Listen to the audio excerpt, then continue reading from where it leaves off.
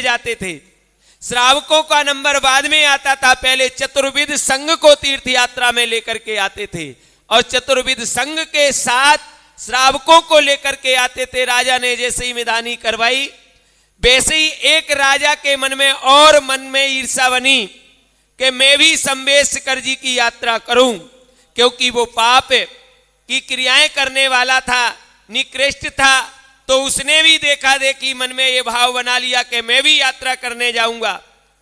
और राजा ने जिन मुनिराज से पूछा था, उन मुनिराज के संघ को साथ में लेकर के, चतुर्विध संघ को लेकर के और 30 लाख श्रावकों को लेकर के संबेशकर जी की यात्रा के लिए निकल पड़े।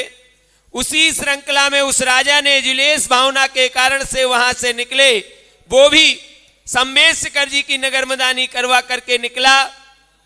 जैसे ही संबेशकर जी की लिए निकला तो उसको रात में स्वप्न आ गया।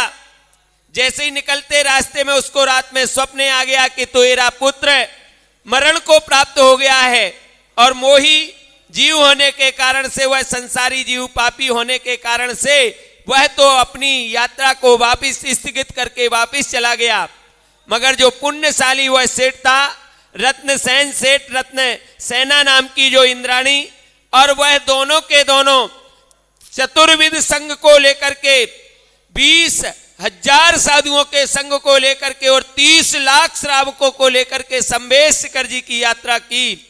और संबेशकर जी की यात्रा में आकर के और अभिनंदन नाथ की टोक की वंदना की, आनंद टोक की वंदना पूजा करके, और वहां पर जितने श्रावक थे उन सभी श्रावकों ने वंदना की। और श्रावकों ने वंदना करके नगर परिक्रमा करके, और बड़े पुण्यशाली जीव थे तो वो जो साधु जो सहज साथ में थे, सभी लोगों ने अभिनंदन नाथ के आनंद नाम के नाटक के साथ बड़ी भक्ति भाव के साथ अभिनंदन नाथ की पूजा भी वंदना करके, और वहां पर जैसे संबेशकर जी में 400 दिन का अखंड विधान चल रहा है, नमोकार महामंत्र की अखंड आराधना चल रही है, ऐसे ही आनंद के साथ उस सेठ ने चतुर्विध संघ के सानिध्य में विधान आयोजन किया।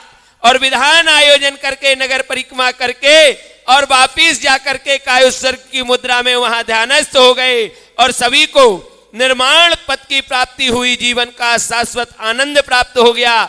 बंधुओं, ये संबेशकर जी की महिमा का फल है, एक एक टोक की महिमा का फल है। हमारे जीवन में हम संबेशकर जी की वंदना करने जब आते हैं तो संपूर्ण रूप से प्रसन्न चित्त होकर के चारों तरफ से सभी विकल्पों को निर्विकल्प होकर के, और हम अकेले नहीं, हमारे साथ चतुर्विध संघ को लेकर के, हमें पूरे साधर्मी यात्रियों को लेकर के यथाशक्ति संबेशकर जी की यात्रा में हमें लाना चाहिए।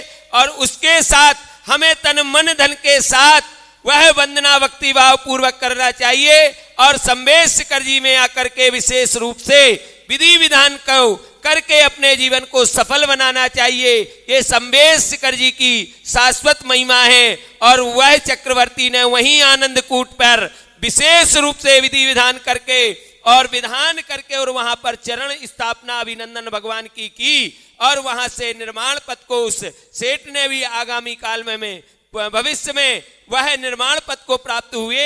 ऐसी महिमा संबेशकर जी की वर्णित की जाती है। इसलिए इस वर्णन को जब हम सुनते हैं तो हमारे लिए भी यही भाव आता है कि हे भगवान, ऐसी भक्ति, ऐसी आराधना, ऐसी पूजा हमें संबेशकर जी की तीर्थ भूमि पर करने का सौभाग्य मिले, जिससे परंपरा से ये कर्मों से छुटकारा प्राप्त करके निर्माण पद की प्राप्ति हो। और इसीलिए हम संबेशकर जी की तीर्थ वंदना करने आते हैं और संबेशकर जी में अपनी भावना को पापी से परमात्मा, पतित से पावन और नर से नारायण पद की प्राप्ति के लिए, पुण्यार्जन करने के लिए और परंपरा से सिद्धि प्राप्त करने के लिए करते हैं। और ऐसे ही पुरुषार्थ और ऐसी भक्ति के साथ हमें संबेशकर जी में अपने तन मन धन के साथ आराधना भक्ति पूजन वंदना को करके अपने जीवन को सार्थक करना चाहिए।